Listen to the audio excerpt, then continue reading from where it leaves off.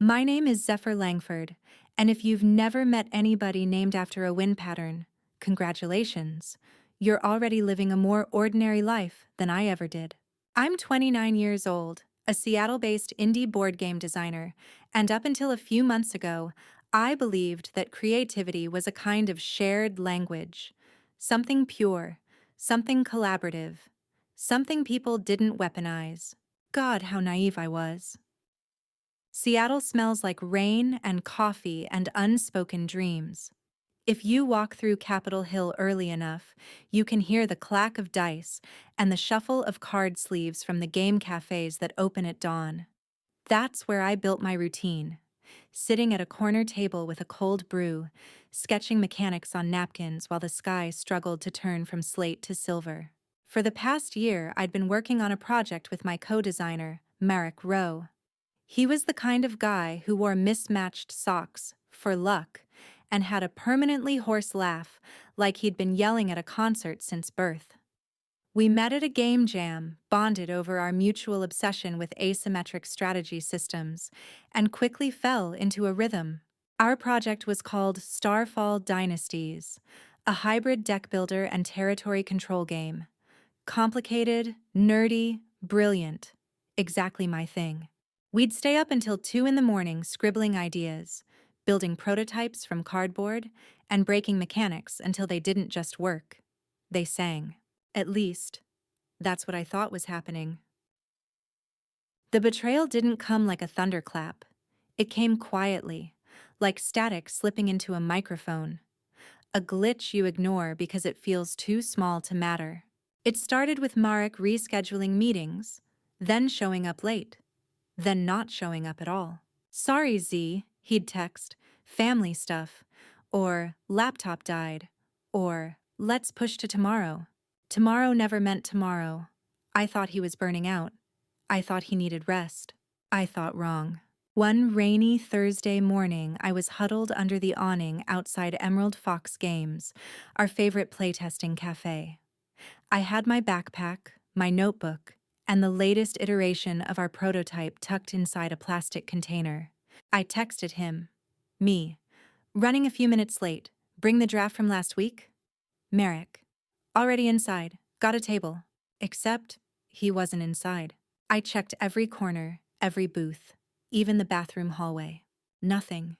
But someone else was there. A publisher rep I recognized from Northwest Tabletop Expo. A guy named Reed. He was flipping through a prototype. My prototype. The same card backs, the same hand-drawn icons, the same faction board edges I'd burned my fingerprints cutting out. What is that?" I asked before I could stop myself. Reed looked up, surprised. "Oh, Merrick's new game, Starfall Dynasties. He pitched it this morning." My stomach dropped so fast it felt like gravity doubled. "He pitched it?" My voice cracked like wet wood. "Alone?" "Yeah," Reed said casually. "Said it was his solo project. Pretty strong concept. We're considering it for the Q4 publishing slate." The cafe noise warped around me. Espresso machines hissing, dice clattering, chairs scraping, like the whole world was suddenly in fast forward and I was stuck in slow motion. I couldn't breathe. I couldn't think. I couldn't move. I just stared at the prototype as Reed flipped through it, oblivious to the fact that he was leafing through months of my life. My work. My words. My game. I walked out without saying another word. Rain hit my face in cold, uneven drops like the sky was mocking me, or maybe crying for me. Hard to tell. When I finally made it home, a tiny townhouse in Fremont that always smelled faintly of acrylic paint, I collapsed onto my floor. Not the couch, not my bed, the floor. I kept replaying everything in my head. The late meetings, the excuses, the way he avoided sharing files, the way he asked me to let him handle the publisher side. I should have seen it. I should have known. I stopped myself. Blaming myself felt too easy. So I opened my laptop and dug through our shared project folder. Except, it wasn't shared anymore. The permissions had changed. Merrick had switched it to owner only. I laughed. Not because it was funny, because it broke something brittle inside me. A laugh sharp enough to hurt my throat. I checked my phone. Dozens of messages unsent because suddenly every draft sounded childish. Finally, I typed, "Me. Did you pitch Starfall Dynasties without me?" He replied instantly, like he'd been waiting. "Marek. Z, calm down. It's not what you think." I clenched my jaw. He continued, "Marek. I did the pitch just to test the waters. If it goes well, I'll bring you in later. Marek. It's easier if one person takes the lead. Marek. You're being emotional. That one. That last message. It was a knife." My fingers trembled. I didn't reply. Not yet. Instead, I pulled up my external hard drive, my archive of every draft, time-stamped version, playtest video, voice memo, and design doc.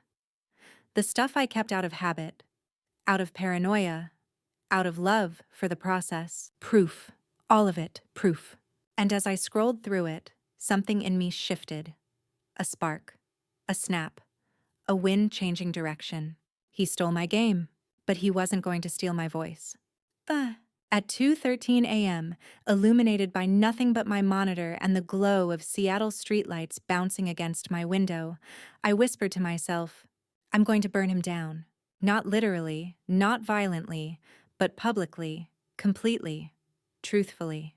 I opened a new project folder, Starfall Exposé Final Cut. And then, my screen glitched. A new notification popped up. Incoming file transfer, final prototype V99 PDF from Marek. I froze. Why was he sending me something now? What was in that file? And why did the timestamp say it had been modified 1 hour ago, after his pitch? My cursor hovered, my chest tightened. I clicked it open. And what I saw wasn't our game anymore. It was something else. Something warped. Something wrong. Something he planned to use against me. I stared at the screen, my breath caught somewhere between my lungs and my throat. Final prototype V99 PDF, a file that should not exist. A version number we had never reached together. My hands trembled, but I clicked. Pages loaded slowly, like they were dragging secrets with them. At first glance, it looked like Starfall Dynasties, but only the skeleton of it. Everything else was twisted. Icons were replaced with sloppy knockoffs of my originals. Faction boards rearranged without any understanding of balance. Core mechanics rewritten in ways that made the game collapse in on itself. And sprinkled throughout the document in bold red annotations were comments like, "Zephyr refused to fix this. My co-designer wasn't pulling her weight." Concept originally by Marek Rowe. My throat tightened. He was building a record, a false narrative, a rewritten history where I was dead weight, and he was the visionary. I whispered, "You have got to be kidding me." It wasn't just theft, it was character assassination. I scrolled to the end and found a final note. Draft prepared for legal presentation if necessary. Legal? He planned to go legal. The room suddenly felt too small, the walls too close. I pushed back from my desk, the chair's wheels screeching against the hardwood floor like a warning siren. For a moment, all I could do was stand there, hands on my head, pacing in a tight, frantic loop in the middle of my living room. "He's actually trying to erase me," I muttered. "Not just the game, me." A knock shook the door. I froze. It was almost 3 a.m. Another knock, louder this time. I forced myself forward, heart pounding. I looked through the peephole. It was Juno. Tia. Juno Reyes, our lead playtester, my closest friend in the design community, and the only person who could call me Zeph without annoying me. She lived 2 blocks away, usually up late painting miniatures or building campaign maps. I opened the door. She stared at me, soaked from the rain, brows pulled tight. "Please tell me it isn't true." My stomach dropped. "What?" She shoved her phone at me. And there it was. A social media post from Marek, public, smiling, holding the prototype like a trophy. Caption: "Excited to share my upcoming strategy game, Starfall Dynasties. I've been working on this for over a year. Can't wait for everyone to see what I've built." No mention of me, not a whisper, not even a lie. It was simply erasure. My voice cracked. He posted this already? 10 minutes ago, Juno said. Zeph, thousands of likes already. People are congratulating him, telling him he's killing it. And the comments, they're already asking about your involvement. He isn't answering. I swallowed hard, my jaw aching from how tightly I was clenching it. Of course he isn't, I whispered. Juno stepped inside, closing the door behind her. Okay, she said, shaking her wet hair like an angry cat. Tell me everything, from the beginning. And I did. Every detail. Every breadcrumb that now, in retrospect, spelled betrayal. When I finished, she just stared at me, her eyes blazing. Zephyr, this isn't negligence. This is a campaign. He planned this. I nodded slowly. I know. You have proof, right? You always have proof. I pointed at my computer. More than he thinks. And you're going to use it? Yes. But saying it and doing it were two different storms. Juno sat beside me as I pulled up my external hard drive again. Together, we started sorting through the mountain of evidence. Raw footage from our early playtest days, digital timestamps showing the evolution of mechanics, voice memos with Merrick acknowledging my systems, early sketches with my signature on them, emails where he praised my designs, concept sheets labeled ZE, System Draft. Each file felt like reclaiming oxygen. This is enough to destroy him, Juno said quietly, but I shook my head. It's not about destroying him, it's about telling the truth. She raised a brow. He isn't sticking to the truth. I know, I said, but I'm not sinking to his level. Juno sighed, then squeezed my shoulder. Fine, but you better tell the truth loudly. Around 4:20 a.m., after hours of compiling files into a master folder, I started a new recording project. Starfall Expose, Script Draft 1. My plan wasn't violence, wasn't threats, wasn't lawsuits. It was transparency. A long-form video breaking down the entire timeline, with receipts, footage, and commentary. A digital autopsy of the theft. Something so irrefutable that it would detonate the lie before it even had a chance to grow roots. But before recording anything, I needed to know one thing. How much damage had he already done? I opened my social media. Notifications were flooding in. Tags, mentions, private messages. Some confused. Some angry. Some already assuming I'd abandoned the project. Because Marek had hinted at it in vague, slippery phrasing. One message from a designer acquaintance read, Hey Zephyr, sorry to hear things didn't work out between you and Marek. Hope you're doing okay. His game looks great though. My hands curled into fists. He wasn't just rewriting history. He was doing it fast. Before I could respond. Before I could breathe. Juno muttered, He planned all of this. Yeah, I whispered. He really did. At sunrise, Seattle turned gold and gray, the kind of light that makes everything look cinematic and unreal. I hadn't slept, but adrenaline kept my body wired and buzzing. Juno left to get breakfast and coffee, and I promised to text her if anything changed. I sat alone in my dim kitchen, a cold mug between my palms, trying to map out my next steps. That's when my phone buzzed. A message from Marek. I debated ignoring it, but the preview alone made something in my stomach twist. Marek. Zephyr, we need to talk. Before things get messy. Messy? Messy? I opened the full message. What I saw made my blood freeze. Marek. You're probably angry, but this is business. Don't make this personal. I've already spoken with the publisher and they're on my side. If you try to claim ownership publicly, it'll only make you look unprofessional. I suggest we settle this quietly. Call me. Quietly. A threat disguised as advice. I stared at the screen, rage thundering in my chest. Then another message arrived, before I could react. Also, please stop digging through old files. I know what you're doing. My heart stopped. How did he know? How could he... Wait. A sudden chill ran through me. I looked back at my laptop. At the file he'd sent at 2 a.m.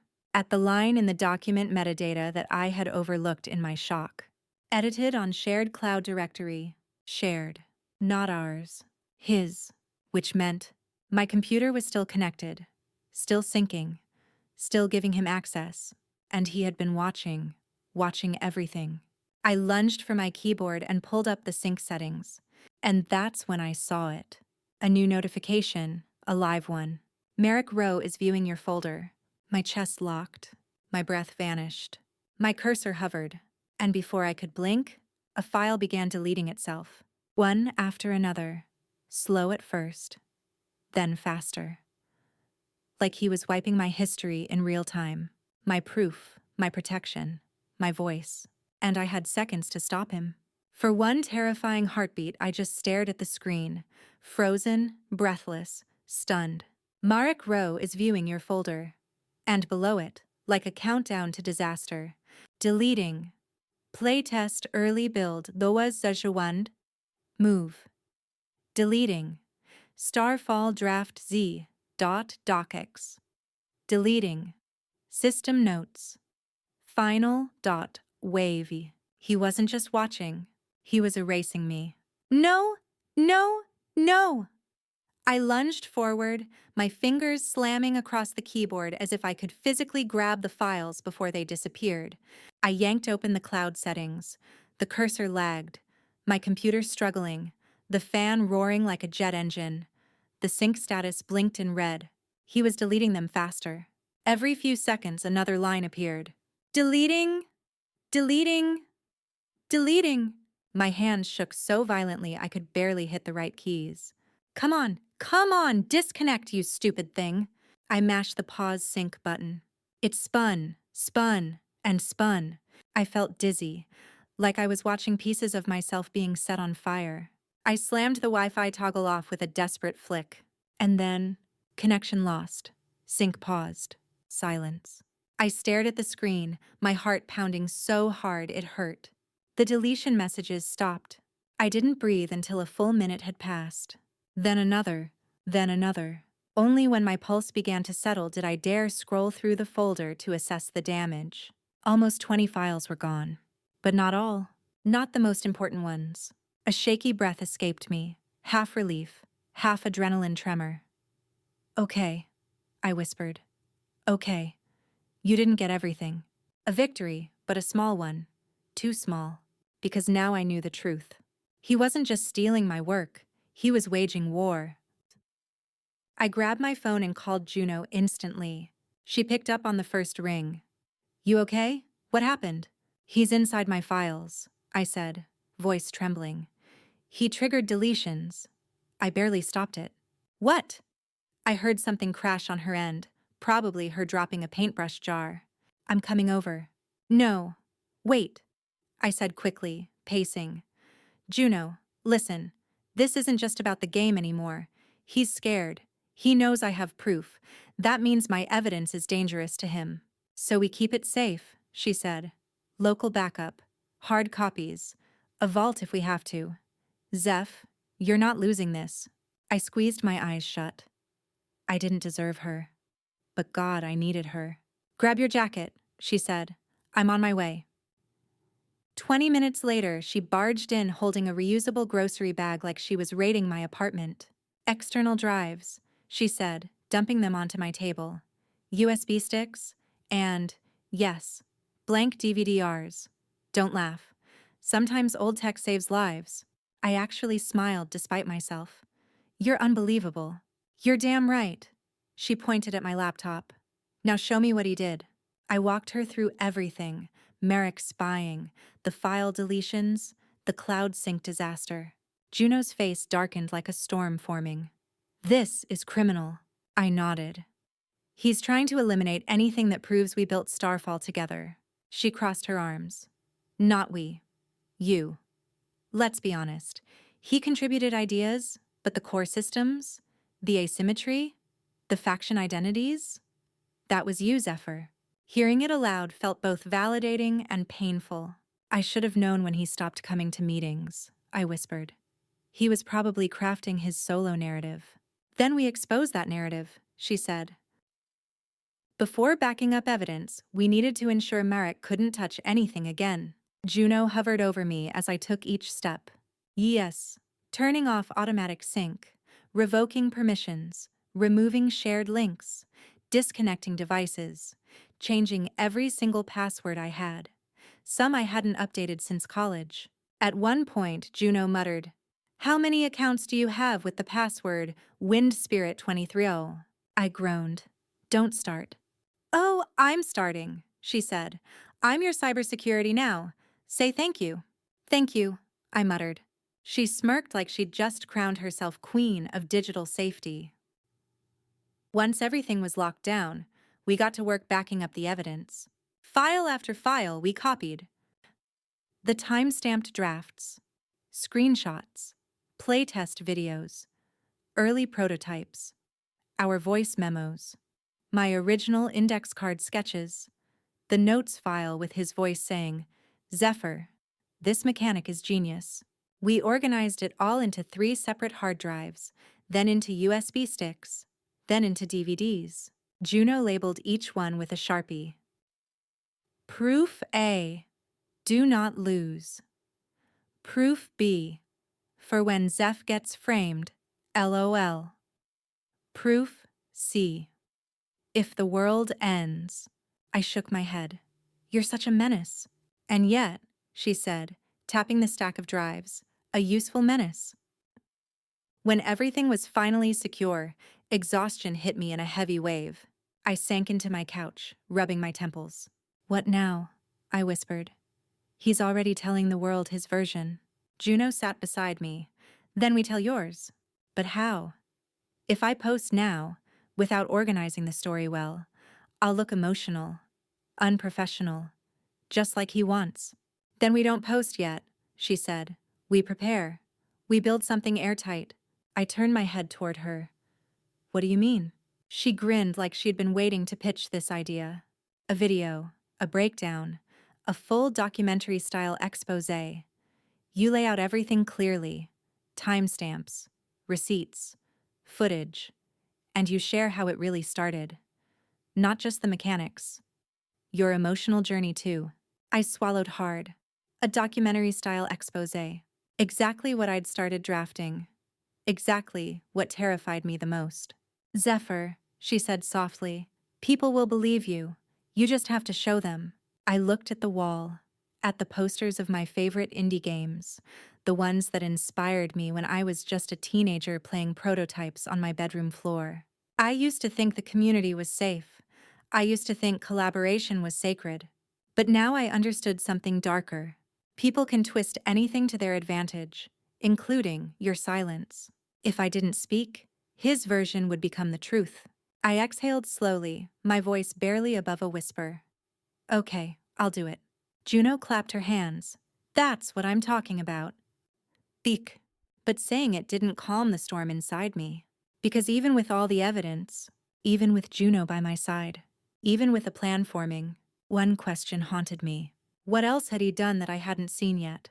As if summoned by that thought, my phone buzzed. A notification from an email address I didn't recognize. Subject line, "Urgent, about Marek's pitch. You need to know this." My pulse spiked. I opened it. Inside was a single sentence. A sentence that made my blood run cold. "I was in the room during his pitch today. He lied about more than just the game." Below it, an attached audio file. Unlabeled, untouched, waiting. I stared at it, my hand trembling. Whatever was inside, it could change everything. I didn't realize I had stopped breathing until my vision blurred at the edges.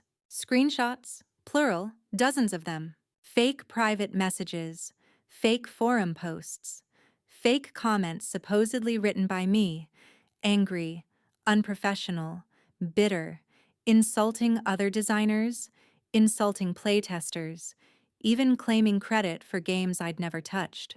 All with my profile picture, my username, my tone. Almost. Almost perfect, almost believable. Almost enough to destroy me. I whispered, "He didn't?" But of course he did. This wasn't panic on his part. This wasn't improvisation. This was premeditated. He didn't just prepare to steal the game. He prepared to bury me. Behind me, the door opened. "Coffee delivery!" Juno called out. "Seattle's finest caffeine. Oh my God. Zeph, you look like you saw a ghost." I turned the screen toward her. Her jaw dropped. "What? What the hell is this?" "Merrick," I said softly, "is playing a long game." She dropped the coffee onto the table and leaned in, scrolling. "None of this is real. These conversations didn't happen. These posts didn't happen. I know. But these look... Zeph, these look real. Like, screenshot of the app reel." My stomach twisted as she flipped through them. "The worst part?" I whispered.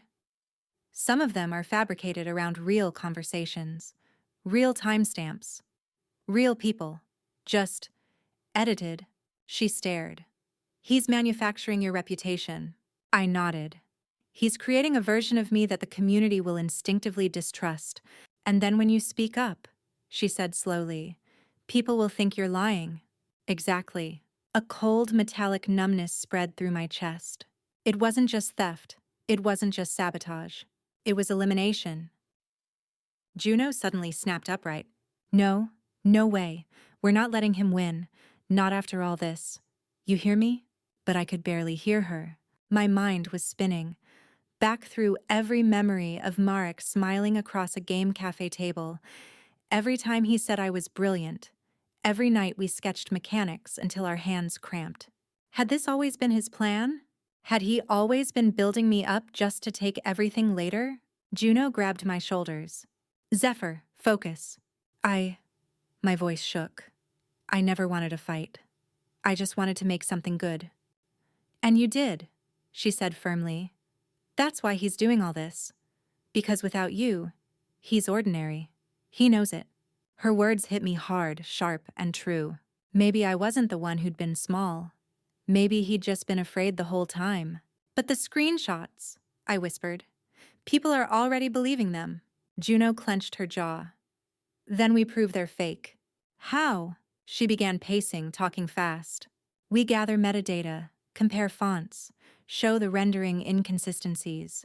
Fake screenshots always have some. We get statements from the people in those conversations, the ones who supposedly talk to you." She grabbed her phone. "I'll start messaging people now." But before she could, another notification popped up on my screen. A message from someone I hadn't spoken to in months. Avery, one of the biggest strategy designers in Seattle. Someone whose opinion held weight. Her message was short. "Tell me this isn't you." And attached was one of the fake screenshots. A horrible one. One showing me insulting a disabled playtester at a convention. Something I would never, ever do. My hands shook. "This is spreading," I whispered. "Fast." Juno clenched her fists. "Then we move faster." We spent the next hour gathering digital evidence, comparing real messages to the fake ones, zooming in on artifacts, spotting mismatched fonts, misaligned UI elements, timestamp impossibilities, metadata inconsistencies. Juno kept saying, "Good, good, we can work with this." But my chest felt hollow. I had always believed that evidence would save me. I had always believed that truth was enough. But online, truth was slow, and Marek was fast. He knew exactly how to spark a firestorm, make the accusation simple, make the evidence flashy, make the lie easy to believe. And people rarely bothered to verify anything when drama tasted so good. At exactly 1:17 p.m., another notification hit. A post from Marek. A statement. Public. Long. White text on black background. The classic manipulative, "I'm calm and reasonable" aesthetic.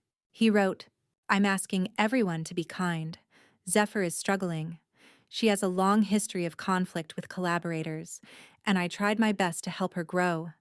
I won't be sharing private messages out of respect, but please understand that the situation is complicated." Juno slapped a hand over her mouth. "He's weaponizing compassion," she whispered. He's painting you as unstable." "I know. And people are buying it." I scrolled through the comments. Ugh, I knew something was off about her. He's handling this with so much grace. She needs help, not platforms. If multiple collaborators had issues with her, She's the problem. My throat burned. He's setting the narrative, I said quietly. By the time I speak, people will think it's damage control. Juno's eyes brimmed with fury. Then we don't wait, we post today. No, I said immediately. What? Why not? Because if we react emotionally, he wins. If we post half-prepared evidence, he wins. If we look defensive, he wins. I took a breath, shaky but steadying. We post when we have something that can't be dismissed. Juno looked at me for a long moment. Then she nodded. Okay, then we make it undeniable. I sat down at my desk, opened a new timeline in my video editor, and began assembling the skeleton of the exposé. Juno hovered behind me like an anxious guardian angel. Start with receipts, she said. Mechanics, sketches, timestamps, build up slowly. I dragged in files, clips, screenshots, voice memos. But the whole time, a cold ache gnawed at my ribs. The damage was accelerating. And I didn't know how much audience trust I had left to reclaim. We were halfway through recording a rough voiceover when my phone buzzed again. This time from my landlord. Juno frowned. That's weird. I opened the message and instantly felt sick. He wrote, Zephyr, I need to talk to you ASAP. Several people have contacted me with concerns about your behavior and safety issues in the building. We need to discuss your lease. I froze. Juno grabbed my arm. What did he say? I stared at the message. Merrick's followers, I whispered. They're harassing my landlord. My pulse pounded in my ears. He's trying to make my real life unlivable. Then, another vibration. Another message popped up. This one from a number I didn't recognize. A single sentence. If you post your video, we'll release everything. My skin went cold. Juno grabbed the phone. Release what? There is no everything. But there, in the typing preview, the sender added, Ask Merrick, he knows. My breath hitched. What does that mean? Juno demanded. But I already knew. Or at least I feared I did. There was something. Something buried. Something I never intended to deal with again. Something from years ago. And if Merrick found it, he could destroy far more than my career. He could destroy me. I didn't say anything at first. I couldn't. The message on my phone glowed like a threat carved into glass. If you post your video, we'll release everything. Followed by, Ask Marek, he knows. My fingers went numb. My throat tightened until I could barely swallow. Juno hovered beside me, her face twisted with fury. Zephyr, what is this? What are they talking about? I didn't answer, because my mind had already sprinted somewhere I never let it go anymore. Somewhere buried deep under years of silence and shame. Something I thought I escaped. Zeph, Juno said carefully, don't shut down. Talk to me. I stared at the phone, at that anonymous number, at the digital noose tightening around me. I think, I whispered. Merrick dug up something from my past. But what? What could possibly be that bad? I sank slowly into my chair, feeling the weight of old memories settling over me like dust. There was a situation, I said quietly. Before Seattle, before board games, before all of this. Juno crouched down in front of me. Tell me. I closed my eyes, and it came pouring out. Years ago, I'd been part of a design internship at a small game studio in Arizona. Entry-level, underpaid, but full of bright, hungry creatives. My supervisor, someone older, charismatic, charming on the surface, became obsessed with controlling every decision. He'd rewrite ideas and claim them, erase names from documents, gaslight people into thinking their versions were faulty. One day, he tried it with me. He accused me of leaking assets online, something I never did, something I would never do. But he manufactured evidence, fake logs, fake timestamps, fake messages. Much like Merrick, I fought back, hard enough that HR eventually dropped the investigation. But the studio kept everything quiet. They didn't acknowledge his lies. They didn't acknowledge my innocence. They just let me quit. But I wasn't supposed to talk about what happened. Not publicly. Not online. Except, one night, years later, In a moment of frustration, I'd posted a vague rant on a game design forum. No names, no company details, just the truth. A warning about working under manipulative supervisors. I deleted it within an hour. But the internet never forgets. Someone had screenshotted it. Someone had archived it. And now Merrick had it. Juno listened silently, jaw tightening as I spoke. When I finished, she squeezed my hand so hard it almost hurt. "Zephyr," she said, her voice breaking. "That wasn't your fault. You were a victim. He framed you." "And what does it look like?" I whispered. "When someone digs it up without the context? When paired with Marek's fake screenshots? People will think it's a pattern. That I'm the problem." Juno stood abruptly, pacing like a caged animal. Unbelievable. First that Arizona creep, now Marek? Why do men in creative fields behave like copyright goblins, stealing whatever they want and setting fire to anyone in their way? I gave a weak, humorless laugh. Board game design attracts a certain personality. She threw her hands up. "Well, congratulations to Marek. He found something he thinks will destroy you." My chest burned. "He's mixing truth with lies. That's the most dangerous weapon." "Okay," Juno said, planting her hands firmly on the table. "Then we counter with the full truth." I shook my head. "I can't talk about Arizona, not publicly. I signed an NDA. The studio is gone, Zeph. It folded during the pandemic." "I know, but the NDA still exists." Juno paced again, muttering curses under her breath. Okay. Let's think. He wants you scared. He wants you cornered. He wants you to kill the exposé yourself." I swallowed. "And it's working." She froze, then turned to me with a fire in her eyes I had never seen before. No, it is not. You are not giving up. You are not walking away from the truth because some manipulative parasite dug up an unrelated trauma." I lowered my head, voice barely audible. "But what if people believe him?" Juno stepped closer. "Let them believe him, for now. That doesn't change reality.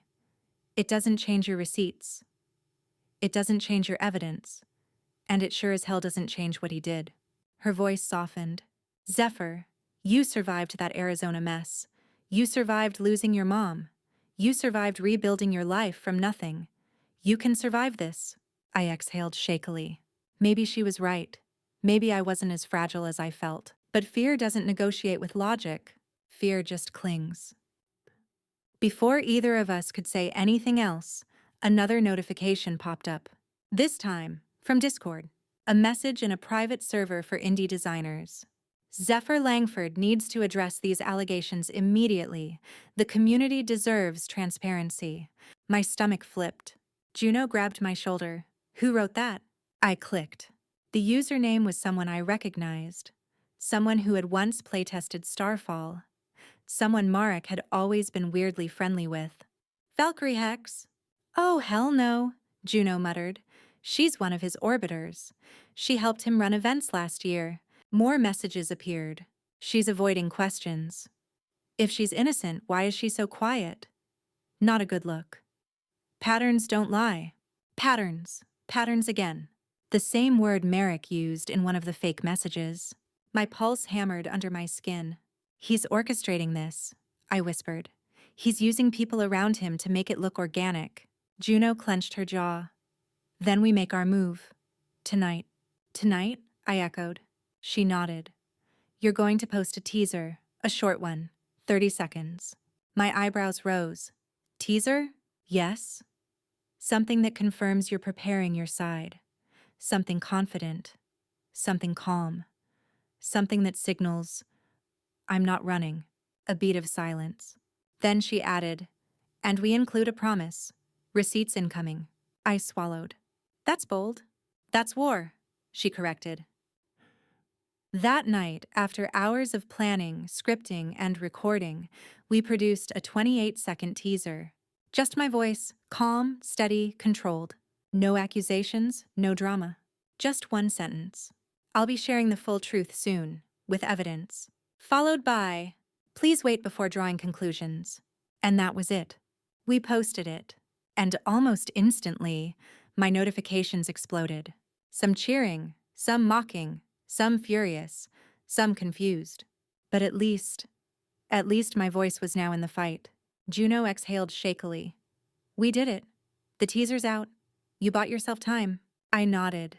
We edit the full exposé tomorrow, I said. But before we could celebrate even a tiny victory, a new notification popped up. A private message, from the same anonymous number as before. It contained just 3 words. Too late, Zephyr. My heart lurched. Too late for what? Then another message appeared. A single image. A screenshot. But not a fake one. A real one. A screenshot of my email inbox. Unread messages, drafts, personal files. My skin went ice cold. He hacked me, I whispered. And the image wasn't even the worst part. At the bottom corner of the screenshot, a subject line from deep in my archive. One that should have never been found. One that carried the past I had buried completely. Re-event report, confidential, 2018. Juno grabbed my arm. Zephyr, what is that? I stared, paralyzed. The past had just resurfaced. And now, so had the danger. For a long moment, I couldn't speak. I just stared at the subject line captured in the screenshot. Re-event report, confidential, 2018. My pulse thudded in my ears. My breath felt too loud in my own chest. Juno hovered over my shoulder. Zephyr, what is that? What's in that email? I pressed a hand to my forehead, trying to steady myself. That, I whispered, is the last thing in the world I ever wanted Marek to find. She pulled up a chair, eyes wide and steady. Okay, start from the beginning. But my mouth was dry, my hands shook. I can't, I said. Not yet. Zeph, not because I don't trust you, I cut in. Because even saying it out loud feels like reopening a wound I spent years stitching shut. She nodded slowly, giving me space. All right, she said gently. Then start from wherever you can. I swallowed. The event report wasn't about me, not directly. It involved something I witnessed at the Arizona studio. Something I tried to intervene in. Something that nearly broke me. Juno's lips parted, but she didn't interrupt. I continued. There was another intern. Someone younger than me. Talented. Quiet. Nervous around authority. Our supervisor treated her even worse than he treated me. My voice wavered. One night, during a late build review, he cornered her in the break room. I heard him yelling. I walked in, and I stepped between them. Juno's eyes softened. What did he do? He turned it on me, I said bitterly. Accused me of creating a hostile environment. Said I was unstable. Said I was sabotaging morale. That's insane. It gets worse. HR opened an investigation. They made her file an incident report. I filed one too. And the email chain that followed was buried. So that's the confidential chain? Yes. And Marek found it, she said slowly. I nodded. Somehow, I whispered, he got into my email archives. That screenshot wasn't just from my inbox. It was from a folder I almost never open. You'd have to know exactly where to look. Juno's voice turned sharp. He went digging for dirt before he even stole the game. No, I said. He went digging for leverage. The room went quiet. Seattle hummed outside the window. Cars passing, distant sirens, the low groan of a ferry horn from the bay. But inside, everything felt static. Zephyr, Juno said, that report. Does it make you look guilty? No, I answered immediately. Not if someone reads the whole thread. It clearly shows the supervisor was the problem. But, she pressed, I shut my eyes. But if someone only shows select emails, it could look like I was involved in internal conflict. Or that I was part of the problem. Or worse, that I lied. Especially if paired with the fake screenshots Marek already released. Juno let out a breath that was half a growl. God, he's weaponizing your trauma. I nodded. And timing it perfectly, I said, right when I'm preparing to drop the exposé. You didn't do anything wrong. That doesn't matter online, I whispered. If people see the words confidential event report next to my name, they'll assume guilt before they ever see context. Juno paced the room again, muttering. He hacked your email. That's a federal crime. He faked screenshots, deleting files, smearing your name, coordinating harassment. We need to involve someone, a lawyer, the police. I shook my head instantly. No, if this becomes a legal battle, he wins. How? Because it slows everything down, I said. It pulls us into private conflict. And while we're fighting behind closed doors, he controls the public narrative. Juno stopped pacing. But he has your private emails. I know. And you don't even know what else he took. I know. And his followers are already harassing your landlord. I know. My voice cracked. It echoed too loudly in the room. Juno softened. Zephyr, he's pushing you to break. I looked down at my hands, shaking, restless, frantic. He wants me scared, I whispered. He wants me cornered. He wants me so overwhelmed that I never finish the exposé. Juno lifted my chin gently. Then the biggest revenge you can give him is finishing it. We sat in silence for a long moment. Then I stood, not confidently, not dramatically, just with determination, like a bone setting itself after being fractured. We keep going, I said. Tonight, we finish the structure. Tomorrow we start filming. If he wants to weaponize my past, then I'll show the full context. He doesn't get to own my story. Juno smiled faintly. That's the Zephyr I know. Ethan. But determination didn't stop the fear. Every few minutes my phone buzzed with new mentions, new comments, new rumors. Why won't she explain herself? If she's innocent, she would have talked already. Maybe Marek was right. Where there's smoke, smoke. As if Marek hadn't been the one setting the fire himself. I clenched my jaw and kept editing, dragging files, cutting audio, laying out the timeline of what really happened. At some point, Juno stepped into the kitchen to reheat leftover noodles. I stayed at my desk, headphones on, trying to drown out everything except the truth. Then, a soft ping, a new email, not from an anonymous number, not from a troll, not from a burner account. It was from Reed, Emerald Sky Publishing. My stomach dropped. Juno heard my sharp inhale from across the room. What? What happened? I couldn't answer. I just clicked. The email opened. Short, cold, corporate. Zephyr, we've seen concerning activity online regarding your involvement with Starfall Dynasties. Marek has informed us of several behavioral issues. Until these matters are resolved, your access to our upcoming events is suspended. Read. Suspended, Juno shouted. He got you blacklisted? I read it again. And again. He's suffocating me, I whispered, cutting off every professional path, every opportunity, before I can even speak. Juno grabbed her phone. I'm calling him. No, I said sharply. No, that's exactly what Marek wants. He wants me reacting, panicking, making mistakes. Then what do we do? She demanded. I stared at the screen, at Reed's email, at the thread in my inbox, at Marek's fake screenshots. And then, another message appeared. Not a threat. A file, from the same anonymous sender as before. With a note. You need to hear this before you post your exposé. Attached was an audio file, longer than the last. Labeled, Publisher Call Marek Uncut.mp3. Juno's eyes widened. Zeph. That looks like a full recording. I hovered my cursor over it. Terrified. Hopeful. Unsure. It could be a trap, I whispered.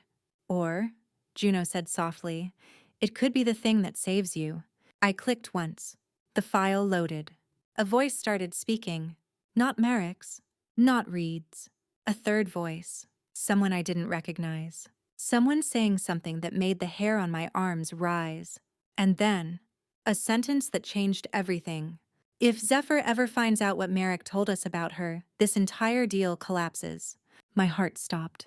Juno whispered, What did he tell them? I didn't know, but I was about to find out. The audio file started mid-conversation, muffled at first, like the phone was hidden under a notebook or shoved inside a jacket. But then it sharpened. 3 voices. One I recognized instantly. Marek. One belonged to Reed, the publisher rep. And the third, a woman. Smooth, measured, authoritative, someone high-ranking, someone whose opinion could determine the future of Starfall dynasties. Unknown woman. Before we move forward, we need to be completely aligned. Tell us about the situation with your co-designer. The community chatter is getting louder. My stomach tightened. Marek, calm, practiced. I've already handled Zephyr. Juno let out a quiet, "Oh, I hate his voice." I didn't speak. My pulse had moved into my throat. Reed, handled how exactly? There was a short pause. Too short. Like Marek had rehearsed the words. Marek, she's not stable. You know how creatives can be. Juno slammed her hand onto the arm of the couch. Oh, please! I held up a hand to silence her. I needed to hear every word. Unknown woman. Define not stable. We can't afford PR problems. Marek. There's a pattern with her. She gets jealous of her colleagues. Paranoid. Makes accusations. It happened at her last studio, too. Big HR incident. I don't want to get into details, but it wasn't a good look. My body went ice cold. He was twisting Arizona, warping it into a weapon. Reed. But the community is saying she co-designed Starfall. Marek. Co-designed? No. She threw around ideas, most of them unusable. I was doing the real system work. She just wants credit she doesn't deserve. Juno practically levitated off the couch. He's describing himself. But Marek wasn't done. Marek. Look, to be honest, Zephyr's dangerous, unpredictable, and she has a history of trying to ruin people publicly when she doesn't get her way. My vision blurred. I felt a strange mix of nausea and static. Dangerous, unpredictable. Words used to silence women for centuries. Unknown woman. Is she likely to interfere with the project? Marek. I doubt it. She knows I have her old emails. And her forum rants. If she tries anything, the community will turn on her immediately. Juno froze. He threatened me with that exact thing, I whispered. And then, Marek, casually, almost kindly. Honestly, I feel bad for her. Talent like hers always collapses under pressure. That sentence carved itself into my bones. Not because of the insult, but because of how gentle he sounded. Like he was performing concern. For strangers. For the publisher. For the narrative. Reed. Well, your pitch was impressive. And if she's not coming after you, Marek. She won't. I told her if she tried to claim ownership, I'd go public with everything. Everything. That word echoed. And then the unknown woman spoke again. Unknown woman. Fine. Then we move forward with you as the sole designer. But if anything comes out, anything, we'll need a contingency plan. Marek. Of course, I can handle her. Handle her. Handle her. Handle her. The recording ended with a click, and my world felt smaller than it had 5 minutes ago. Kiwe. Juno sat in stunned silence, her hand hovering over her mouth. Then she exploded. He's blackmailing you. He's blackmailing you with your own trauma. I didn't answer. I was staring at the blank screen where the audio waveform had been. And he said you were dangerous? Juno continued. He said you had a pattern. He literally did all this to you. Still, I couldn't speak. Because something else had hit me. Something deeper, something heavier. He thinks I'll break, I whispered. Juno turned. What? He thinks I'll fall apart before I tell the truth. He thinks I'll crumble under pressure. He thinks I'm emotionally weak. Juno sat beside me again. You are allowed to be scared, Zeph. You are allowed to feel this. But you are not weak. I didn't respond. My mind was replaying the call. The casual cruelty, the calculated lies, the weaponized half-truths. He had rewritten my entire professional history in under 5 minutes. And worse, people believed him. Or at least, they believed him enough. I stood slowly and walked to the window. Rain streaked down the glass in soft lines. Seattle's gray skies pressed against the skyline like a weight. I need to know exactly what he has, I said quietly. Juno looked at me. What do you mean? I said, I need to see what he stole. Her eyes widened. You're not thinking... I am. Zephyr, you cannot confront him. He's dangerous. I shook my head. I'm not confronting him. I'm checking my inbox, my cloud backups, my archive, everything. If he dug through my files, there might be more. She hesitated, then nodded reluctantly. Okay, but we do it together. We opened my oldest email archives, folders I hadn't touched in years. The Arizona chain, the HR correspondence, old drafts I thought I'd deleted. Everything was untouched, except one thing. A forwarded message, sent 2 weeks ago, from my email, to another address. An address I didn't recognize. zlgames.archive.outlook. My skin crawled. Is that you? Juno asked. No, I whispered. I've never seen this. We opened the forwarded email. My heart stopped. It was the full HR chain from 2018. The entire confidential report. He had forwarded it to himself through a burner. Jesus, Juno whispered. He stole everything. My breath came in shallow bursts. He didn't just skim my inbox. He took what he needed. He selected it. He curated it. He prepared it. Zeph, Juno said hesitantly, do you think he'll leak it? A long, painful silence. Yes, I whispered. When it benefits him, he will. It or not. Before either of us could speak again, another notification popped up. A video, posted publicly, by Merrick. The title alone made my stomach turn to stone.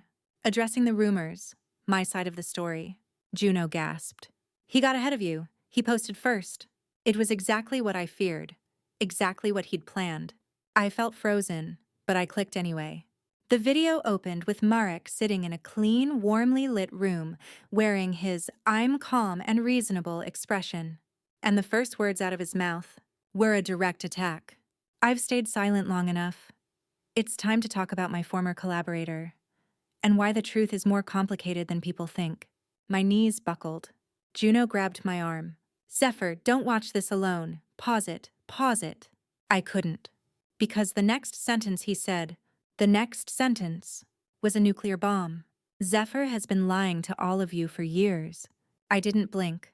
I didn't breathe. I didn't move.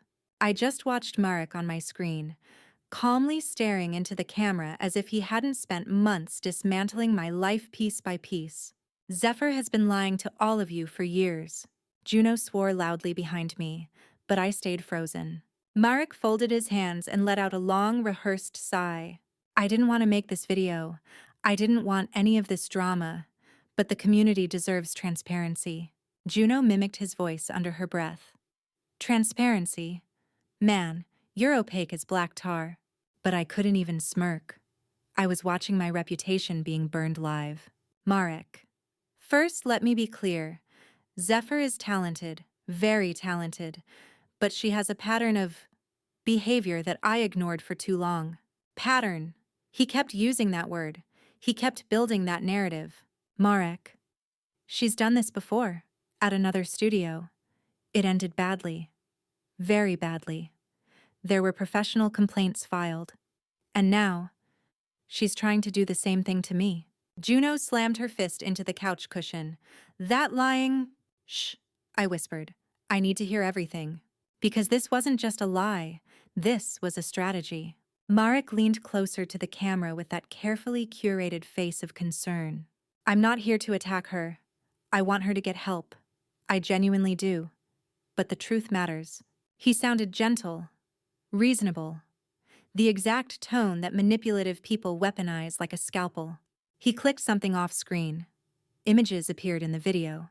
Fake screenshots, dozens of them. The same ones we saw earlier. DMs, posts, chats, all fabricated to look like I'd been unprofessional, jealous, insulting. My stomach flipped. Marek. I didn't want to share these, but this is the kind of behavior I've dealt with for months. He was lying through his teeth, and he was doing it calmly, quietly, convincingly. He clicked again. A new image filled the screen. A screenshot of the confidential 2018 email thread. Juno gasped so loudly that I flinched. He leaked it. He actually leaked your HR report.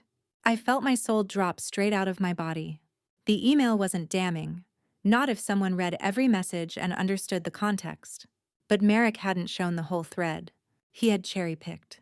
Only the parts where HR summoned me, only the parts where terms like incident, conduct, and report filed appeared near my name. He stripped all context, all explanation, all evidence that I was the victim, not the perpetrator. And now thousands of people were seeing it for the first time, through his lens. Marek, I'm not trying to ruin Zephyr. I just want to protect the community. She has a history of making accusations when things don't go her way. Unfortunately, I ignored the warnings. I wanted to scream. I wanted to throw my computer across the room. I wanted to disappear. But I just sat there, nails digging into my palms. Marek continued. As for Starfall Dynasties, the truth is simple. I designed it. She helped early on, but she struggled with deadlines and became inconsistent. I had to take over to finish the project. You absolute fraud, Juno hissed. The video wasn't even over. Marek, I know this will upset people. I know some of you won't believe me, but I have nothing to hide. I'm sharing this because I care about transparency and integrity in game design. Integrity. He used the word integrity. I felt something inside me crack. Not a break this time. A shift. A hardening. Then, the final blow.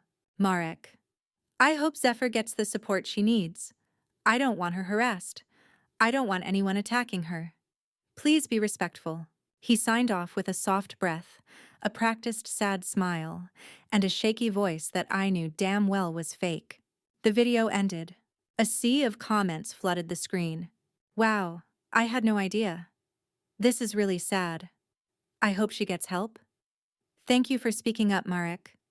He handled this with so much grace. So she was the toxic one. Juno shut the laptop with trembling hands. Okay, she hissed. That's it. I'm done playing nice. We're burning him to the ground tomorrow. I stared at the closed laptop like it was a coffin. It's too late, I whispered. Juno froze. What? He posted first. He framed the narrative. People already believe him. No, she said firmly. No, Zephyr. They believe him now, because he spoke before you. But when you drop the exposé, when you show the whole truth, people will wake up. They always do. Not always, I whispered. Juno grabbed my hands. Her voice softened.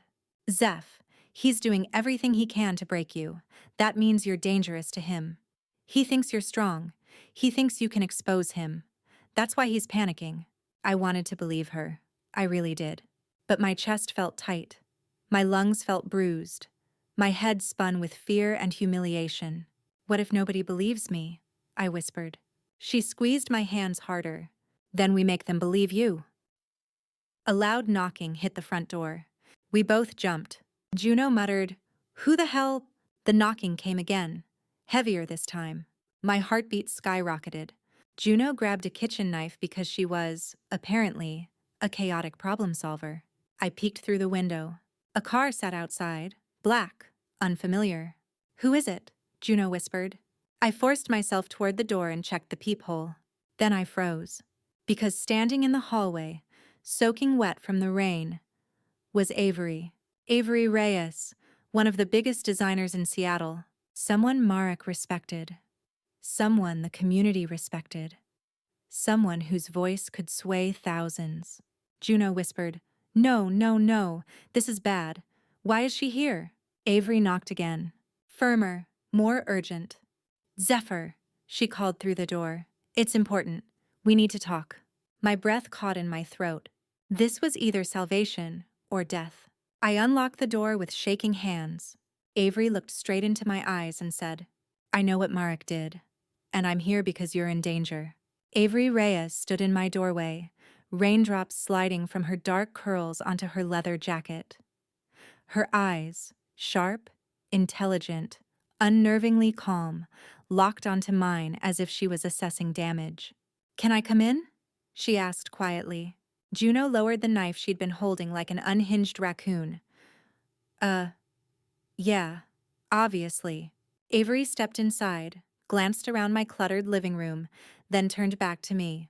"Zephyr," she said, voice low, "I saw Marek's video." A cold knot tightened in my stomach. "And?" I asked. She exhaled. And I don't believe a single word he said. Juno pressed both hands dramatically over her heart. Thank you. But Avery wasn't smiling. She looked exhausted and angry in a quiet, deliberate way that scared me more than shouting ever could. I didn't come here to offer sympathy, she continued. I came because you need to know something. My voice was barely a whisper. What? Avery pulled a folded sheet of paper from her jacket pocket and handed it to me. I opened it, and my blood went cold. It was an email, forwarded, from someone at Emerald Sky Publishing, sent to Avery. With the subject line, Concerns regarding Zephyr Langford. Juno leaned over my shoulder. What the hell? I read the first paragraph. My breath stalled. It said, Following Marek's briefing, we are reconsidering any future partnerships with Zephyr due to documented behavioral issues, past internal conflicts at prior studios, and concerning reports recently shared by Marek. I looked up at Avery, horror creeping through me. He's sending this to other designers? Avery nodded. He's sending this to everyone, anyone with influence, anyone who might work with you, anyone who might give you a platform. I felt nauseous. He wasn't just sabotaging my career. He was sterilizing it, salting the soil so nothing could grow there again. Juno paced the room, fuming. He's going scorched earth. This is career assassination. Avery's jaw tightened. That's why I'm here. You need to understand. This is bigger than a stolen game now. Marek is trying to erase you from the industry entirely. My throat tightened. But why? I whispered. Why go this far? I didn't do anything to him. Avery hesitated, then sat down, elbows on her knees, her voice dropping to a whisper. Marek wants to be famous. Juno snorted. He could have just made a good game. Avery continued. He's desperate for recognition, for validation, and he hates sharing credit. Always has. You weren't supposed to be the creative genius in the partnership. You weren't supposed to be the one with the real ideas. You threatened his ego. I swallowed hard. He could have just asked for compromise. He doesn't compromise, Avery said flatly. He destroys. Silence fell over the room. Thunder rumbled somewhere outside, vibrating softly through the windows. Finally, I whispered, What do I do? Avery leaned back. You tell the truth. All of it. But you do it right. I exhaled shakily. That's what we've been trying to do. I'm building the exposé. Avery nodded approvingly. Good, but you're missing something. My brows pulled together. Missing what? She reached into her bag and set a USB drive on the coffee table. Silver, unmarked, ominous. What is that? Juno asked. Avery looked at me. Proof. My heart hammered. What kind of proof? She took a deep breath. The kind that blows this open. The room went still. Avery continued. I didn't want to get involved. I don't like drama. But after Marek posted his video, someone from the publisher reached out to me. Off the record. They told me Marek wasn't just lying about you. She paused. He lied to them too. Juno leaned forward hard enough the couch squeaked. What did he lie about? Avery met my eyes. He didn't create Starfall alone. He never did. They know it. They just didn't care. Until now. That hit me like a punch. They knew? I whispered. They suspected. Avery corrected. They saw inconsistencies, holes in his pitch, mechanics that didn't match his claimed design style, but Marek told them something that made them back off. A crushing dread washed over me. What did he say? Avery hesitated, just long enough to terrify me. Then she said, He told them you threatened him. My breath stopped. He what? Avery nodded grimly. He said you got angry, unstable. Said you screamed at him during late-night meetings. Said you threatened to destroy his career if he didn't give you credit. Juno exploded. What the? He's the one destroying her life. But I barely heard her. I was spiraling. He told them I threatened him. I repeated numbly. Avery nodded. And that's why they backed away from you. That's why they took his side. They thought you were dangerous. Dangerous. That word again. That word Marek loved. Avery leaned closer. That USB drive contains the uncut version of his pitch meeting. My chest tightened. The one you heard was only a snippet, she said. This is the full recording. And it It's bad, Zephyr. I swallowed hard. How did you get it? Avery's expression darkened. I have friends, and not all of them approve of Merrick's tactics. What's on it? I whispered. Avery looked me dead in the eyes. He didn't just lie about your past. He fabricated new accusations, and he mentioned people you care about. People from your Arizona days. The room tilted. Juno stood abruptly. Oh, hell no. Avery raised a hand. You need to watch it yourself. But be warned. Once you see it, you can't unsee it. And once you use it, there's no going back. I stared at the USB drive. A small silent object, but it felt like a grenade. Avery continued. If you choose to include this in your exposé, Merrick won't just lose the game deal. He'll lose everything. His reputation, his career, his friends in the industry. Good, Juno snapped. But Avery shook her head. You don't understand. He'll fight back harder. Desperate people don't lose quietly. He'll try to take you down with him. I felt dizzy.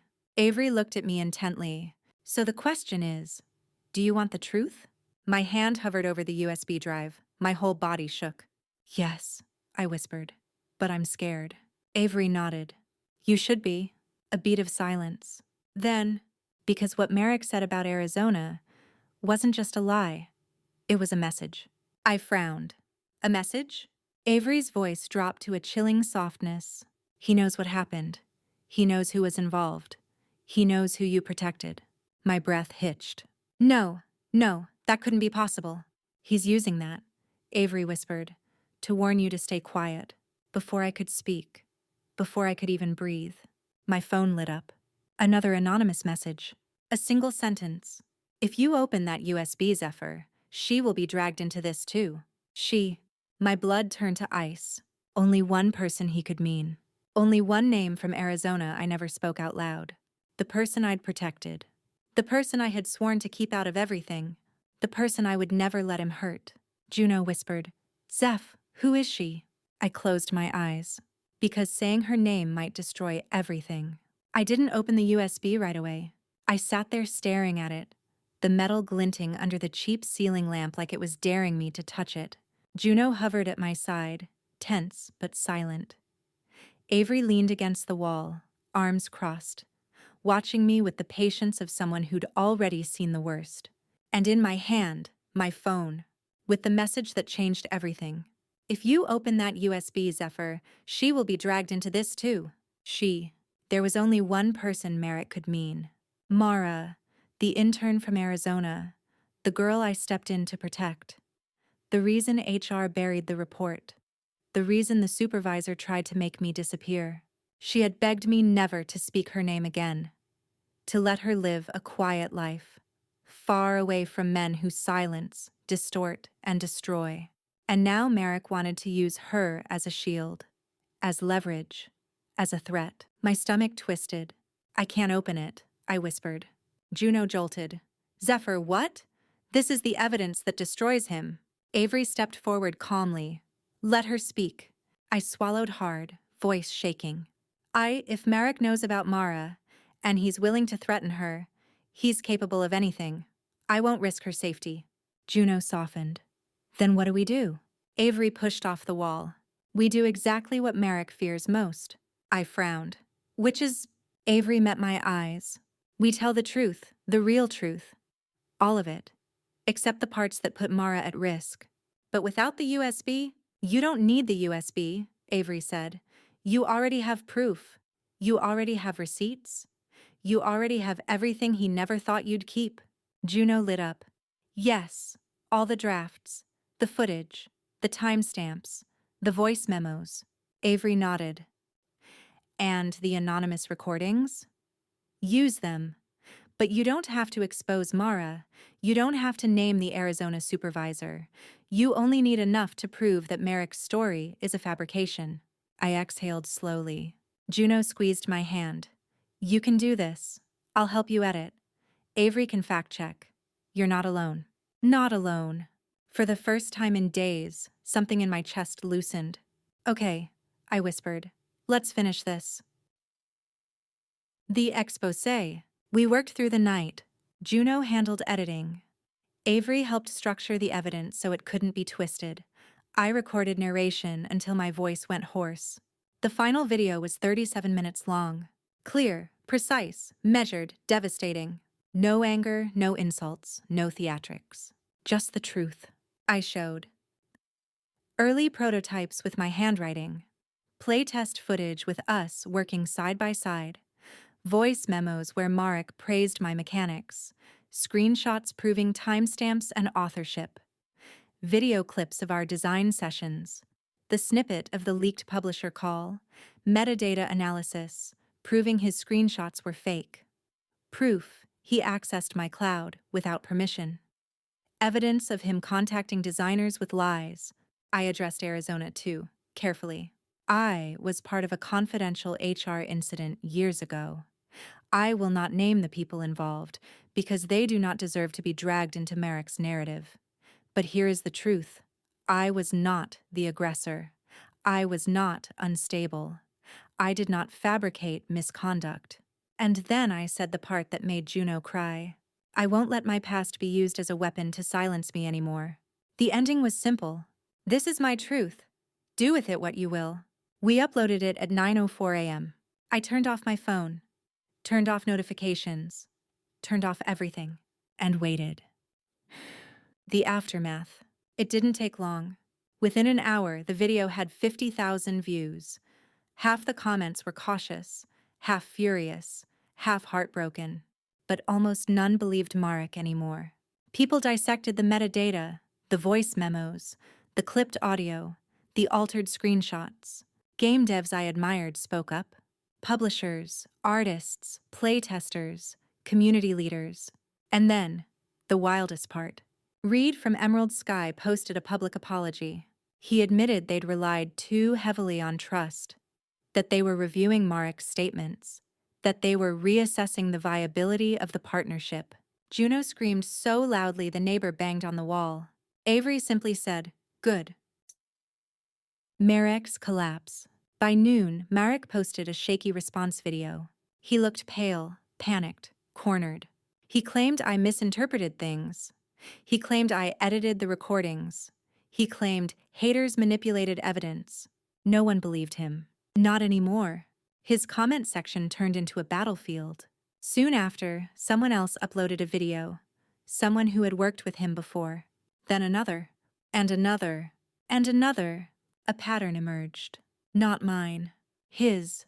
By evening, Emerald Sky terminated the Starfall deal. Marek lost his contract, lost his publisher, lost his online support, lost the sympathy he tried to weaponize. His lies had collapsed under the weight of real truth. And for the first time in weeks, I felt air fill my lungs fully. The final message. At sunset, I walked alone to the little game cafe where this all began. Emerald Fox Games. I sat at my favorite corner table, ordered a cold brew, and opened my sketchbook. Not to work, not to prove anything. Just because I still loved game design. Even after everything. A notification buzzed on my phone, a DM, from a username I didn't recognize. I nearly deleted it, until I saw the first line. "I'm safe, thank you." My heart stopped. Mara. She had seen the exposé. She had seen the storm.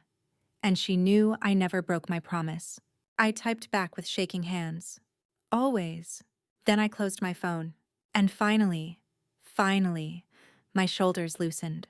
I wasn't erased. I wasn't destroyed. I wasn't the villain in someone else's script. I was still here, still creating, still standing. The truth didn't just save my name.